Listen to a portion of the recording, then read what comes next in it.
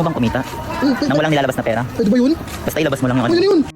Nakakatakot ang racing sa akin. Utusan ka lang. Racing sa amin, papadirin ka. Papaluin ka ng tubo sa binti. Padel. Oo, tapos papasukin ka ng lighter dito sa daliri mo para bumakas yung sa inyo. Tapos bubugin ka ng 10 tao sa 3 minuto. O ano? Yan lang racing. Ano?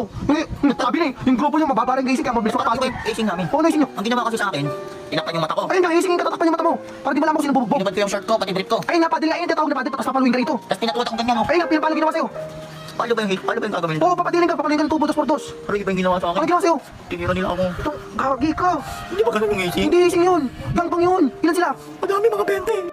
Baka Bakit walang po? dito ah. Bakit po? Baka gusto mo banatan kita. Huwag naman po. Hindi ka dumadaan ah. Dadalo naman Lahat po. ng dumadaan dito, binabanatan ko kaya huwag mo inaano dito ah. Huwag naman po, kuya, huwag naman po. O gusto mo, di kita mabanatan. O sige po. May joke ako sa'yo. Ano po yun? Pag natawa ka dito, babanatan kita. O sige Pero po. pag hindi ka natawa, di na kita babanatan. O sige po, ano po yun? Promise, matatawa ka dito. Sige po. Anong English ng palaka? Ano po? Joystick.